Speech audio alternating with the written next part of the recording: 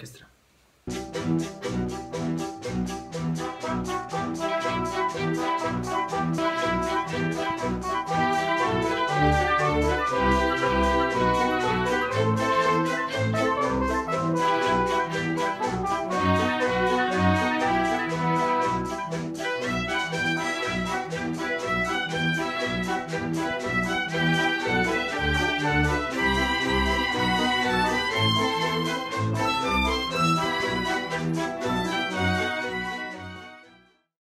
Após o fracasso da campanha ofensiva paraguaia, o comando da Tríplice Aliança acreditou poder vencer a guerra, talvez antes mesmo que o exército lopista retornasse ao país. Operação iniciada em fins de outubro de 1865. Entretanto, a Armada do Império do Brasil assistiu de longe a travessia do Rio Paraná, perdendo a oportunidade única de atacar o exército paraguaio na difícil situação. No Passo da Pátria, Solano Lopes dedicava-se nesse momento a formar um segundo exército, com os veteranos da campanha ofensiva e recrutas cada vez mais velhos e cada vez mais jovens. Nós vemos nessa ilustração a Armada Imperial, diante do Passo da Pátria, bombardeando as posições paraguaias. Em 16 de abril de 1866, após confrontos na margem argentina do Rio Paraná e entre couraçados imperiais de um lado, o Forte Itapirum e pequenas chatas paraguaias, um poderoso exército aliancista iniciou a invasão do Paraguai. 33 mil imperiais, 16 mil argentinos e 1.300 uruguaios, que em grande parte não eram uruguaios. Nós estamos vendo aqui também uma bela reprodução, pintura da época, do Forte Itapirum, Paraguai, após ser retomado pelas tropas imperiais do Império do Brasil. Após uma frágil resistência, os paraguaios abandonaram as defesas de Passo de la Pátria para acamparem mais para o interior, longe dos canhões dos encouraçados. Acamparam nas proximidades dos fortes paraguaios na margem do Grande Rio. Os três fortes, os fortes de Curuzu, Curupaiti e Humaitá, encontravam-se numa curva da margem esquerda, onde o rio Paraguai se estreita. Nós podemos ver aqui essa curva, né, com todo o perímetro de Humaitá. Né? Acreditava-se que, sobretudo, a defesa de Humaitá, com mais de 100 canhões em bateria, cerrasse a navegação em direção ao coração do país. Do outro lado do rio, como nós podemos ver ali onde está Timbó, o Chaco, na margem direita, era praticamente intransitável. O único caminho era efetivamente pela margem à esquerda. O exército paraguaio era em tudo inferior ao exército dos invasores. Porém, na época, eram necessários 3 assaltantes para vencer um soldado entrincheirado. O Paraguai tinha, na defensiva, uma certa superioridade relativa. Entretanto, Solano Lopes, sem experiência militar, ele abandonaria frequentemente a vantagem defensiva por arrojadas operações ofensivas, levando os exércitos paraguaios a duras derrotas. Aqui nós temos uma bela ilustração também da época, né, da barranca de Humaitá. Nós podemos ver ao fundo as casamatas, né, onde estavam casamatados os canhões. Né? Essa é uma visão desde o rio. As tropas paraguaias, depois de abandonar Passo de la Pátria, né, estavam acampadas a poucas distâncias dos exércitos da Tríplice Aliança, que se encontrava em Tuiuti, isso após alguns combates menores. Ao meio-dia de 24 de maio, quando os aliancistas prepararam-se para atacar, Lopes determinou que 4 colunas de 18.000 homens assaltassem os 50.000 soldados aliancistas. Nós estamos vendo aqui uma foto maravilhosa da época. É uma trincheira do Império do Brasil após o combate. Nós podemos ver ainda ali os fuzis, né? A primeira batalha de Tuiuti durou umas 5 horas, foi terrível, né? Resultando na quase destruição total das tropas paraguaias, que perderam mais de 14.000 mortos e feridos graves, praticamente todo o exército. Se os generais aliancistas, que também eram muito pouco iluminados, tivessem determinado contraofensiva naquele momento, a guerra teria terminado ali. Não havia soldados paraguaios para se defrontar, né, com as reservas dos exércitos imperiais. Porém, os generais aliancistas apenas fortaleceram as defesas, permitindo que o comando paraguaio formasse um terceiro exército, né, cada vez recrutas mais jovens, mais velhos, né, veteranos feridos. Né? Curuzu, Curupaiti e Humaitá, a uns 40 quilômetros de Passo de la Pátria, e o campamento paraguaio, né, diante deles, fechavam o caminho em direção à capital Asunción. Isso que dava mais ou menos a uns 300 quilômetros, rio acima. Né? Com confrontos pequenos e médios, e uma única grande vitória paraguaia, né, em 22 de setembro de 1866, em Curupaiti, como nós veremos, né, aliancistas e paraguaios mantiveram-se quase imóveis, até 19 de março de 1868, ou seja, mantiveram-se no mesmo local, praticamente, por 2 longos anos. E uma região insalubre, uma região quente, chuvosa, né? Com ambas as tropas sendo dizimadas pela cólera, pela varíola, pela disenteria. Entretanto, foram razões, sobretudo políticas, que emperraram o avanço das tropas imperiais, que nesse momento já eram fortemente, ficariam cada vez mais majoritárias na Tríplice Aliança. Por longuíssimos meses, o almirante Tamandaré e a seguir seu substituto, após a Batalha de Curupaiti, né, em Auma, negaram-se a superar os fortes paraguaios. Caso eles superassem os fortes paraguaios, né, eles cortariam o abastecimento do exército paraguaio. E essa superação era exigida por Bartolomeu Mitre, que era comandante formal, mas o comandante geral das tropas da Tríplice Aliança.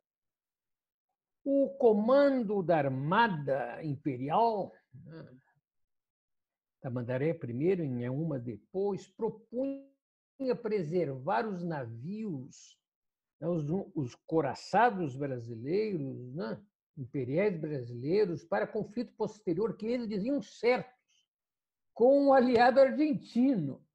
Eles acusavam Mitre de querer destruir os encouraçados imperiais em operações suicidas ao tentarem superar aquelas posições. Aqui nós vimos um belo couraçado imperial, poderoso, né, com os canhões protegidos, né, desde que ele entrou em ação em 66 e fez toda a guerra do Paraguai. Entretanto, né, e também não era só os almirantes, o Comando do Exército de Terra, o Comando do Exército Imperial de Terra, não simpatizava também com uma vitória rápida sobre o Paraguai sob a direção de Mitre. Agora, o mais terrível é que a operação de superação dos fortes paraguaios era algo absolutamente fácil, sem nenhum problema. desde os combates iniciais, aos quais nós nos referimos há pouco, né? Quando da invasão do Paraguai, né? Invasores e invadidos sabiam que os ultrapassados canhões paraguaios, né? De cano liso, né? Nada podiam contra os modernos encouraçados, né? O Paraguai fez um grande esforço, né? Construiu, por exemplo, canhões mais poderosos. Aqui nós temos um desenho do El Cristiano, né? O poderoso canhão paraguaio, mas nada conseguia contra os encouraçados. E a Armada seguiu propondo apenas seguir e jamais se adiantar às tropas de terra. Portanto, a Tríplice Aliança se manteve em sua posição, esperando a chegada de reforços do Brasil, enquanto o comando paraguaio, lambendo as feridas de Tuiuti, fortalecia as trincheiras de Curuzu, Curupaiti e Humaitá, sem se arriscar em novas ofensivas. Em setembro de 1866, né, com a chegada do Terceiro Exército Imperial, né, Terceiro Exército Imperial, formado no Rio Grande do Sul. Aqui nós temos de novo aquela foto que nós vimos, né, da ocupação do forte, né, com a chegada do Terceiro Exército Imperial, formado no Rio Grande do Sul, decidiu-se um ataque geral que concluiria a guerra. Tamanha era a superioridade, né, dos aliancistas, sobretudo dos imperiais, sobre os paraguaios. Em 2 de dezembro, 10.000 aliancistas ocuparam Curuzu, que nós vimos anteriormente na imagem, né, mostrava que a vitória era próxima. Ocuparam sem grandes problemas, né? Agora era vencer Curupaiti e arrasar Humaitá. Entretanto, surpreendendo todos, Solano Lopes levantou a bandeira branca e propôs discussão de paz. Em 12 de setembro de 1866, nos bosques de Iataiticorá, ele e o presidente Bartolomeu Mitre discutiram por longas horas. Nós temos aqui uma ilustração agora, né, que mostra à direita Solano Lopes. Ele vestiu um sinal de boa vontade, um poncho que o pai dele recebera, né, do imperador, né, com a bandeira do império bordada em ouro na gola, né? E do lado esquerdo, nós vemos o Bartolomé Mitre, né? E atrás as tropas paraguaias e as tropas argentinas, né? Na realidade, os comandantes do Império do Brasil, né, se negaram a participar, afirmando que eles apenas discutiriam a rendição incondicional das tropas paraguaias e não discutiriam essa rendição com Solano Lopes, né? Segundo propunha o Tratado Secreto da Tríplice Aliança, de 1º de maio de 1865. Né? Venâncio Flores, né, participou no início, chegou no início da discussão, mas foi afastado por Lopes, né, por ser apenas um figurante sem força na aliança. Né? Os seus 1.000 soldados eram todos eles, uma grande maioria, emprestados, né, pelo Império, pela Argentina. Nas discussões que nós conhecemos pouco, porque Mitre nunca fez, né, nunca declarou com detalhes o que foi discutido, Lopes teria proposto compensações substanciais, compensações territoriais ao Império do Brasil e à Argentina. A Argentina liberal unitária, né, mitrista, inclinou-se a discutir a paz, o que tinha o direito de fazer todos, né? Pedro II ameaçou abdicar caso isso fosse feito, né? Ele tinha, na época, 40 anos. Né? Aqui está um pouco ele, um pouco depois disso. Era um gurizão. Né? seguindo a mortandade devido sua imperial vontade e a certeza dos aliancistas que venceriam o assalto em preparação.